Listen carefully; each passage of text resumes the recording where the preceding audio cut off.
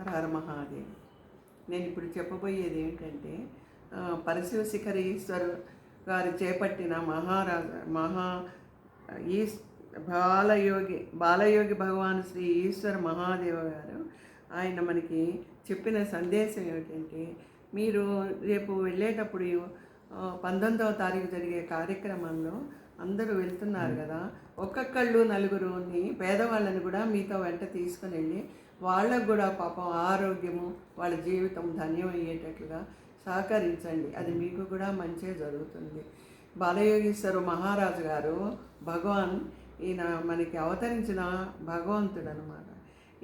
ఈయన మన పేదలందరూ ఆరోగ్యంగాను ఆనందంగాను ప్రతి ఇల్లు కళకళలాడుతూ ఉండాలని అవతరించిన మహాపురుషులు. ఆ రోజుల్లో కృష్ణుడు ఎలా అవతరించారో అలాగే ఈయన కూడా మనకి ఈ కలియుగంలో అంత అధర్మం వ్యాపిస్తున్న ఈ కలియుగంలో మనందరినీ మంచిగా ఉండాలని, ఆనందంగా ఉండాలని, ప్రతి ఇల్లు ఒక దేవాలయంగా ఉండాలని, ప్రతి వాళ్ళు స్వచ్ఛమైన మనసుతో మరి ఏ పని చేసినా కూడా అది భగవంతుని కైంకర్యంగా వెలుగొందుతుంది. మనకు కూడా మంచిగా జరుగుతుంది.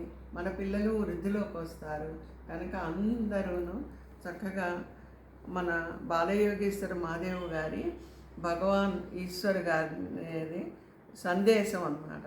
దీన్ని ఆయన ప్రథమ శిష్యులైన శ్రీ రామాంజనేయులు భగవాన్ సిద్ధపురుషులు మీకు ఈశ్వర్ గారు, బాలయోగి భగవాన్ శ్రీ ఈశ్వర మహాదేవ్ గారి ప్రథమ శిష్యులైన శ్రీ రామాంజనేయ నారాయణ ఈశ్వర గారు మనకి పంపించారు. ఆయన ద్వారా మనని సుఖశాంతులతో లోక కళ్యాణంగా ఉండేటట్లుగా, ఆరోగ్యంగా ఉండేటట్లుగా, మీ బాధలు కష్టాలు తీరేటట్టుగా ఆయన్ని మనకి దగ్గరలో, ఆయన బదులు ఆయన అంత క్షేత్రం నుంచి ఎప్పుడూ రాలేరు కదా, ఈయనకి మనస్సు ద్వారా సందేశం భగవంతుడికి భక్తుడికి ఉన్నంత దగ్గరలో ఆ మహానుభావులుండి ఇది నడిపిస్తున్నారు. కనుక మనం ఈయన ద్వారా మనం అన్ని రోగాలు బాధలు తగ్గించుకుందాము.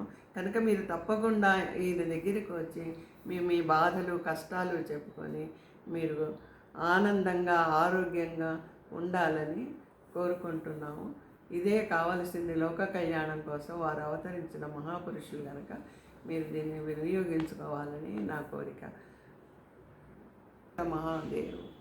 శాంతి శాంతి. సర్వే జనా సుఖినో భవంతు. సర్వమంగళాని భవంతు.